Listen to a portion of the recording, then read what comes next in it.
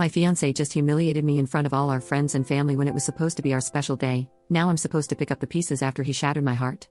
Yesterday was supposed to be one of the happiest days of my life, and it turned out to be the worst. I was getting married to the love of my life, but my fiance never showed up to the ceremony, leaving me alone at the altar. His friends and family tried to get a hold of him, but all calls went straight to voicemail. After waiting an hour for him, I told my guests that there wasn't going to be a wedding. I opened the reception hall and told them to enjoy the food and open bar. Even if there was no ceremony, I still wanted them to have a good time and enjoy the food and drinks. I tried to call him a couple of times, but after 3 more failed calls, I just stopped and told everyone else who was trying to get a hold of him to stop. He made it clear he didn't want anyone to get a hold of him, and I wasn't going to have them waste their time. I didn't cry. I wasn't going to let myself cry, at least not in front of everyone. His mother came to me and apologized through tears. She told me how disappointed she was in him and that she was so sorry. I just shook my head and stuck with her the entire time. I didn't want her to cry and feel bad for something that wasn't her fault. The real MVPs were all my friends. They did their absolute best to keep things from being awkward and entertained everyone. They played music, danced, and one of them went as far as going back home to bring a projector and a game system for all the kids to play. I was glad that the day was somewhat saved, but I still felt horrible. My would-be brother-in-law, Ethan, kept me from getting too intoxicated when I really wanted to. He told me that it would be awkward if I did, so I did my best to keep everyone happy. After 11, I told everyone who bought gifts to take them back and get their money back. A few of them refused and had me keep the gifts they got. So now I'm back at the hotel we booked, and I'm alone. This morning, I got a couple of missed calls from my fiancé and several messages that I haven't opened yet. I'm so angry at him. He humiliated me yesterday by not showing up when he could have told me he was getting cold feet. I had my friend message him that I want to be left alone and that if he showed up to the hotel room, I was going to call my brothers to have him removed.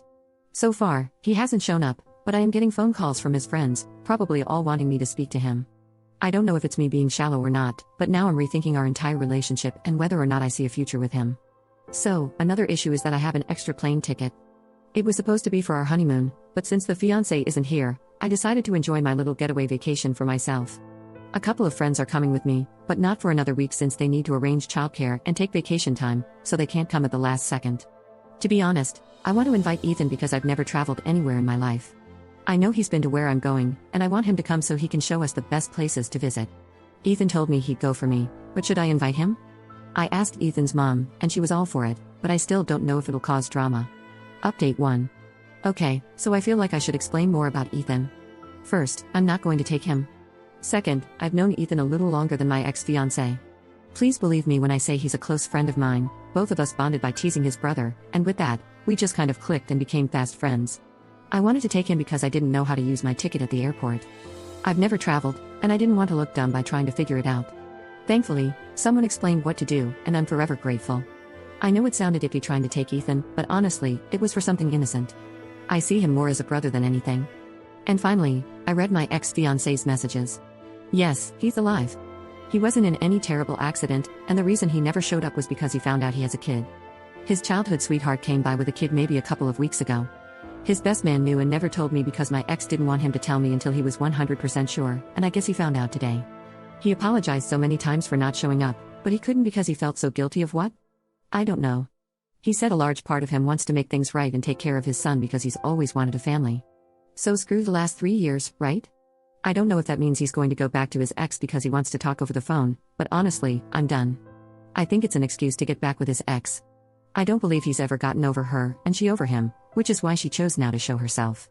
He sent a picture of the kid to me, and I went over my ex-fiancé's mom's Facebook to see any pictures she posted of my ex-fiancé when he was a kid. They're low quality, but there is definitely a resemblance. It feels so surreal to me, like this one big joke. I feel like I'm missing more info, like there's something else going on, but I'll find out later. I haven't responded, so instead, I'm just going to open a bottle of wine and get plastered. My best friend is currently on her way with takeout and ice cream, so I thought I'd share this. Maybe after my much-needed vacation, I'll do another update, but right now, I'm just gonna do me. Until then, screw you, Ben.